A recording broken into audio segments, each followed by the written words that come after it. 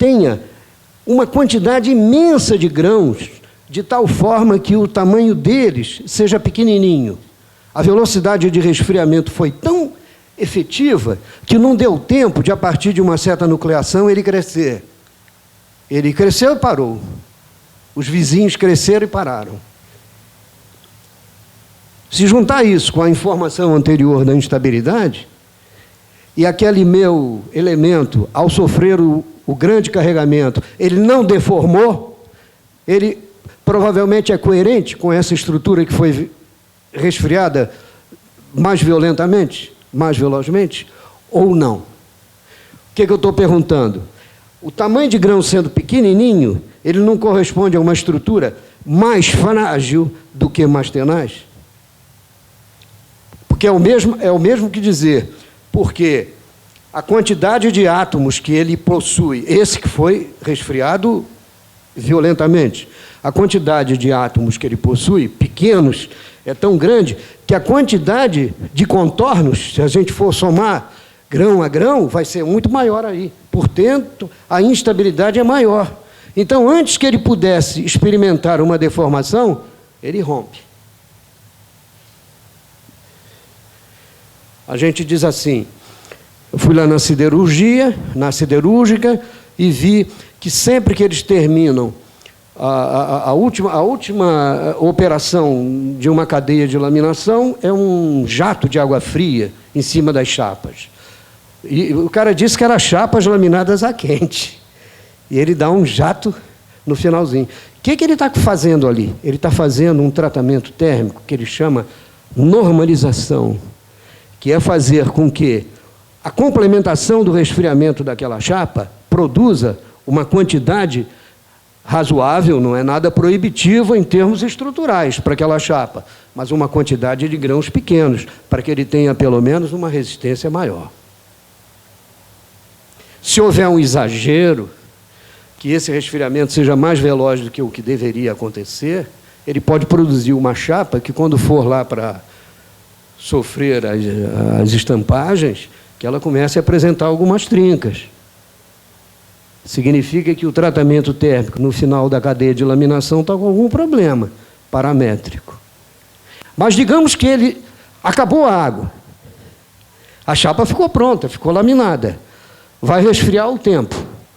Essa estrutura resfriada ao tempo, nas mesmas condições de todas as etapas daquela cadeia, sem o resfriamento final, vai ser uma estrutura chamada recosida, que tem naturalmente, para a mesma composição química, grãos bem maiores.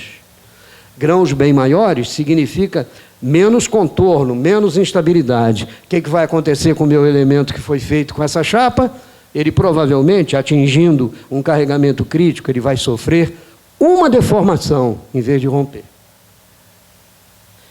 O que mostra que o tratamento térmico, que obtém o grau final no tamanho do grão, é fundamental para o comportamento mecânico posterior, para uma mesma composição química. Por isso é que se diz que quando alguém vem e diz qual é a composição química desse ácido, e você relata, não disse quem ele é, disse qual é a composição química dele, mas não disse como é que ele é microestruturalmente. Está claro isso?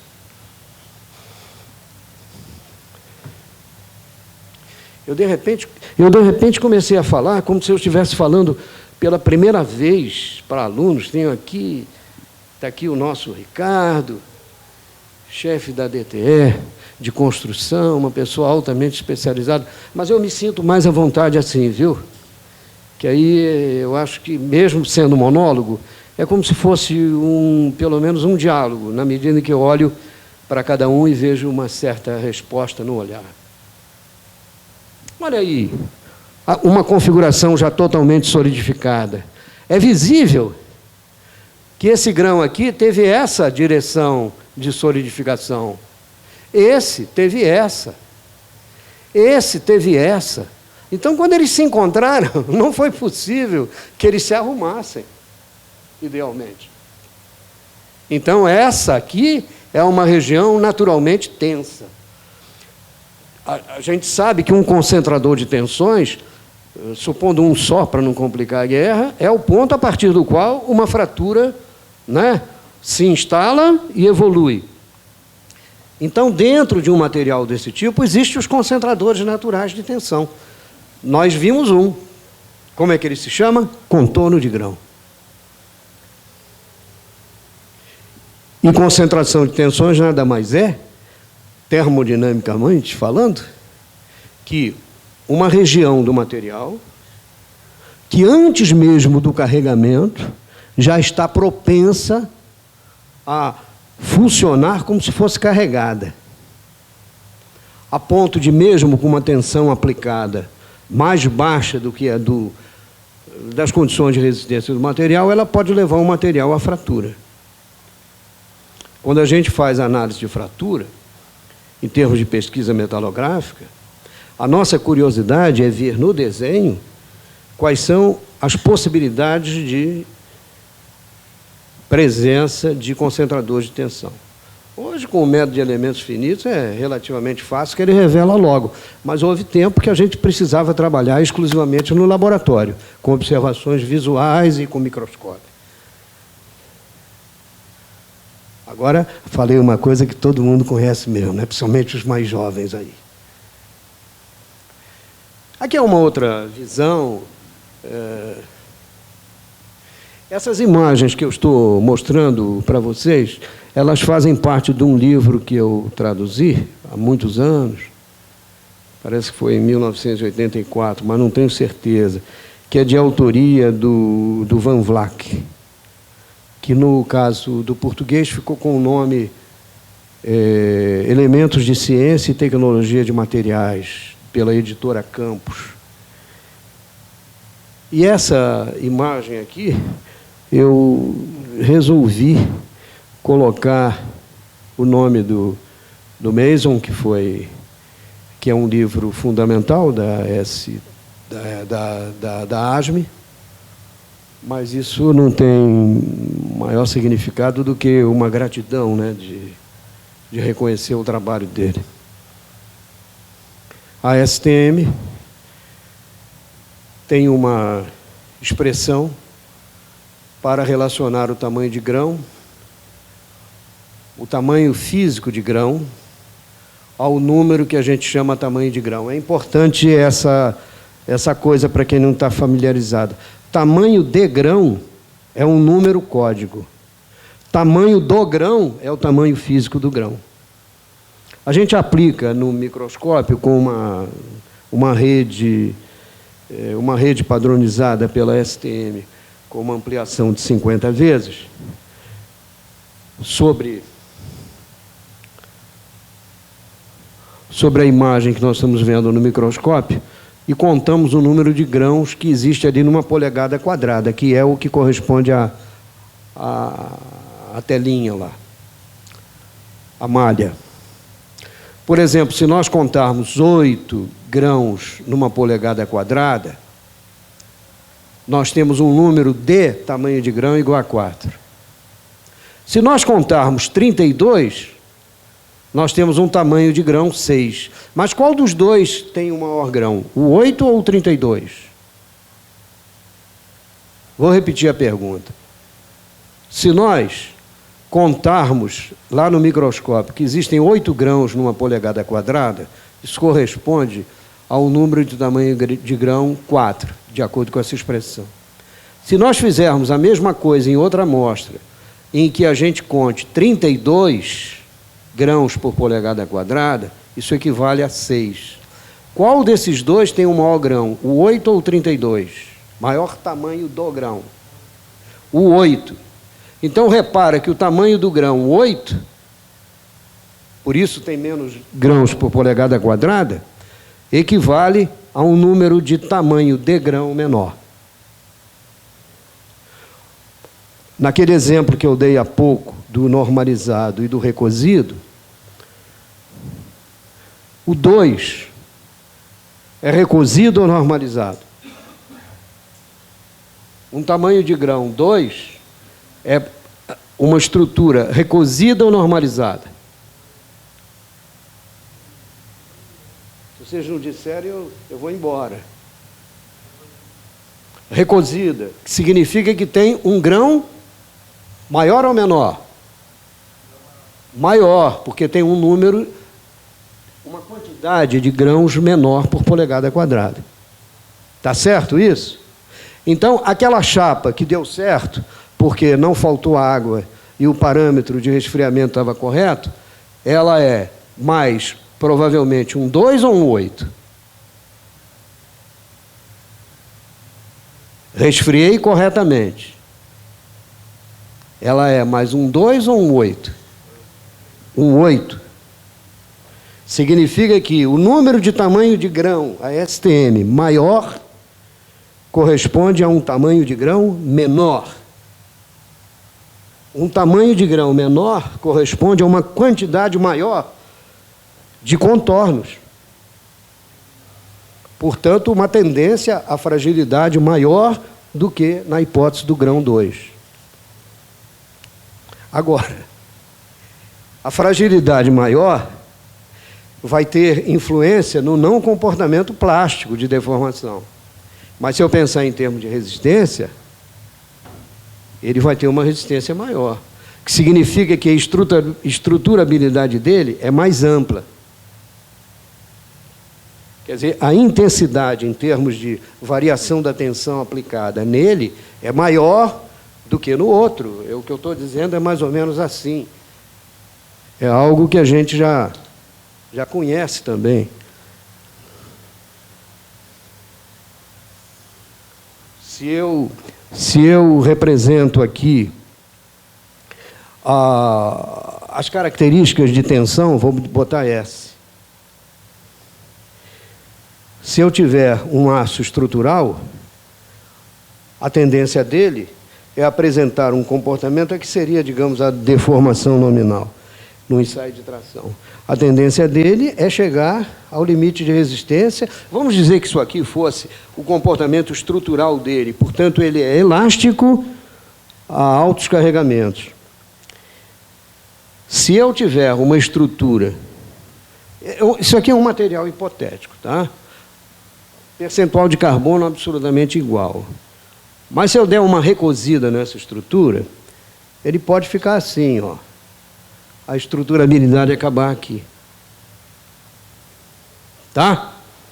Quer dizer, ele não vai ser frágil no mesmo nível do anterior. Ele não vai ser frágil no mesmo nível do anterior, nem ser tão resistente como o anterior foi. Nós não vamos aqui entrar na parte de plasticidade, já que eu quero falar de estruturabilidade. Mas, por exemplo, se eu pego um aço, carbono, de baixa liga, um hipoeutetóide, e dou um recozimento nele, ele pode ter um comportamento desse tipo, ó,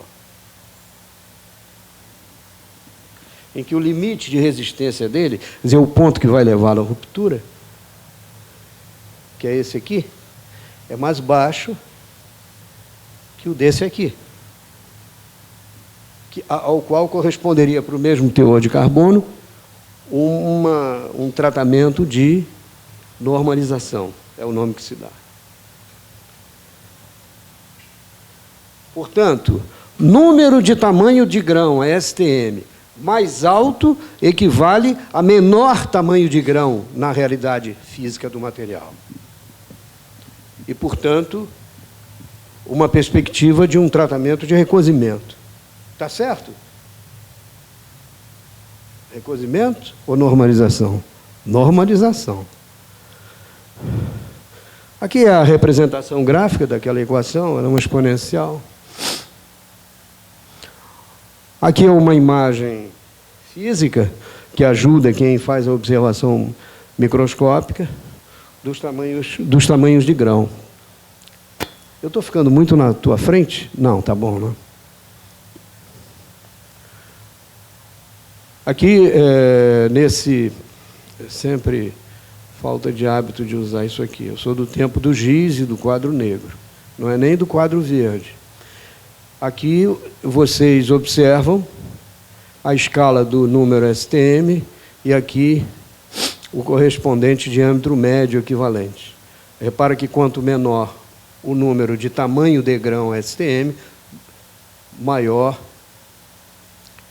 o diâmetro correspondente ao grão médio. Aqui 3 imagens verdadeiras, 3 metalografias, com N1, 4 e 8.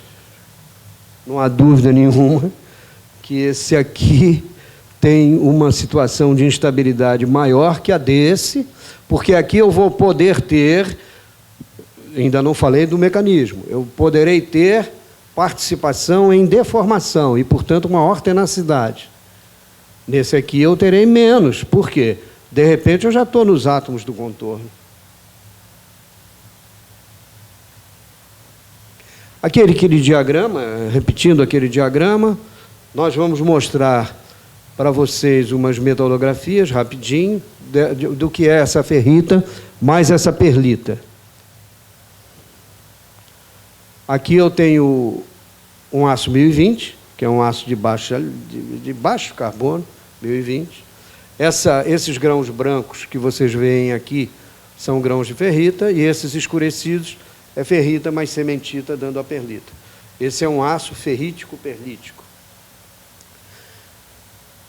Volto a figurinha, porque eu quero me preparar para mostrar a imagem. Eu quero mostrar a imagem de um aço. Já não é esse, queria mostrar esse. Esse aqui já é o 1070. O 1070, eu não disse, vou lembrar vocês. Esses 2 últimos algarismos aqui, antecipados de uma vírgulazinha, o 1020, portanto, vírgula 20, significa um aço com 0,20% de carbono. O 70, 0,70. 3 vezes e meia mais carbono, e que já deu para a perlita aumentar significativamente. Os grãos escurecidos já predominam aqui em relação aos grãos brancos. E aqui, quando eu chego no eutetoide, o 0,83, que é o 1080 entre nós, eu não tenho mais ferro suficiente para aquela sementita que se precipita a formar perlita. Quer dizer, eu já passei da saturação de formação da perlita. Para onde vai essa sementita Fe3C? Aí é aquela pergunta inicial. Ela vai se alojar num lugar onde eu tenho os átomos mais estáveis ou menos estáveis? Menos estáveis, é natural. Teria que fazer um esforço muito maior para ficar do lado de dentro, tanto que ela já não fica mais. Essa sementita, que então é inteira, não se mistura, ela vai para o contorno de grão e vai criar uma arruaça. Por exemplo, esses aços não têm soldabilidade nenhuma.